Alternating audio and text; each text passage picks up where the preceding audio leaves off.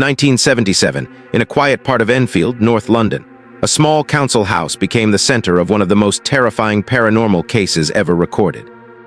At first, it didn't feel supernatural. The Hodgson family heard knocking sounds at night.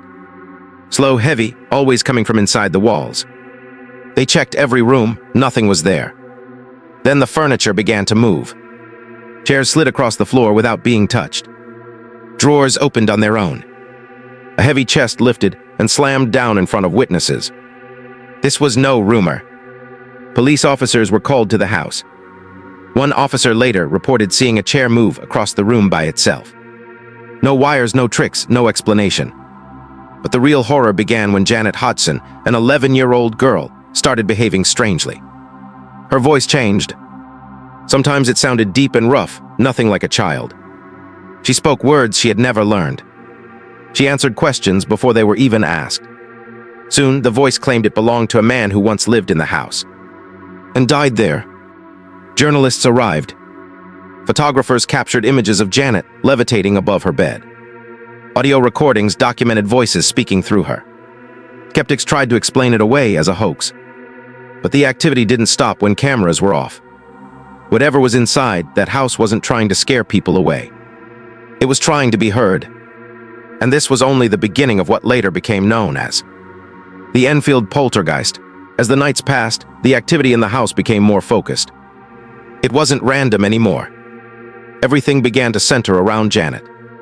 She would suddenly freeze, her eyes going blank, her body stiff like it wasn't hers anymore. Then her voice would change. Not whispering, not shouting, speaking calmly like someone much older. The voice claimed it was a man named Bill, who once lived in the house and died there. It spoke through Janet, answering questions with details no child should know. Investigators began recording everything. Tape recorders captured hours of audio.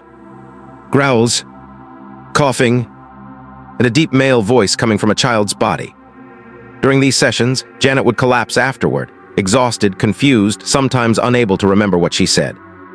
Witnesses described furniture lifting without warning. Objects thrown across rooms. A heavy force pushing people back. One photograph shocked everyone. Janet appeared lifted off her bed, suspended in the air, her body twisted unnaturally.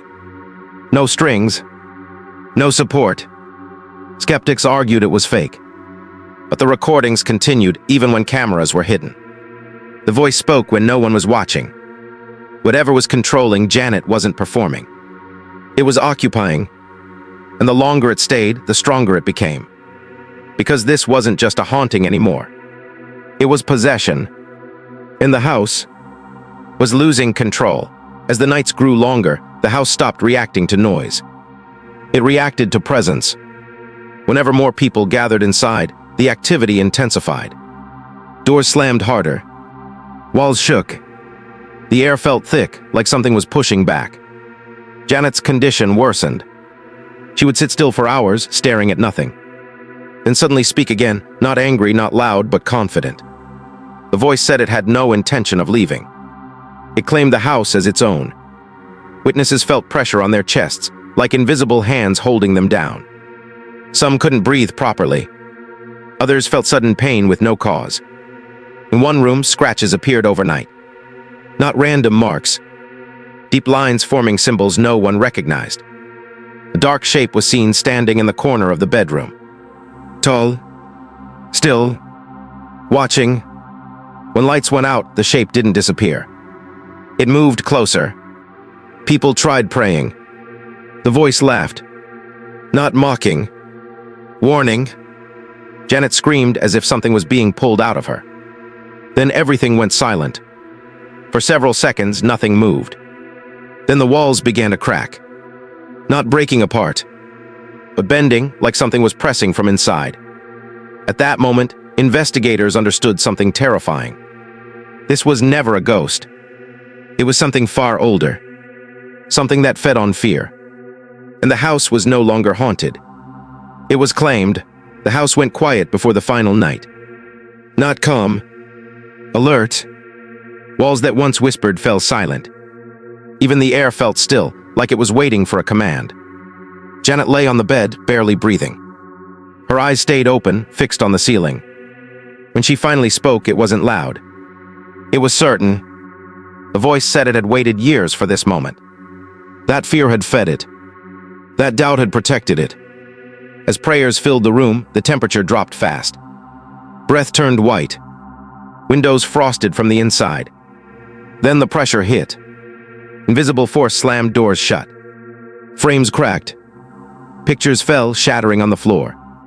A dark shape pulled itself from the corner of the room. Not walking. Not floating. Unfolding. It didn't rush. It didn't scream. It watched. Janet's body lifted slightly from the mattress, twisting unnaturally. Her voice broke into fragments, child, adult, something else, all speaking at once. Then, without warning, the pressure released. The room fell silent. Janet collapsed unconscious. The air warmed. The walls stopped creaking. When dawn came, the house looked ordinary again. No movement. No sound. But the scratches on the walls remained. Investigators would later say the activity slowed, but never truly ended, because something still stayed behind.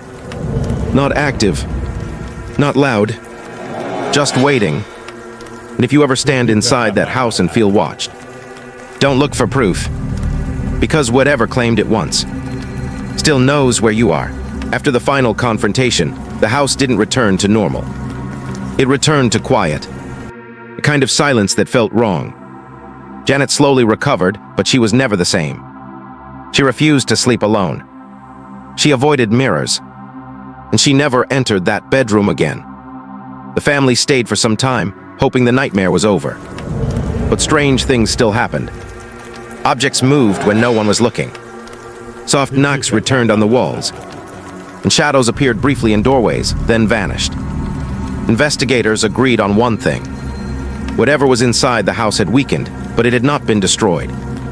Years later, new families moved in. Most left within months. Not because of violence, not because of fear, but because of a feeling. A feeling of being watched, of not being alone, even in an empty room. Some residents reported waking up at night, unable to move, feeling pressure on their chest, as if something was standing over them. No proof was ever found that could explain everything. Skeptics called it mass hysteria. Believers called it possession. But one fact remains. The house still stands, and people still avoid talking about what happened inside. Because some doors don't need to be open to let something in. And some entities don't need to return. They never leave.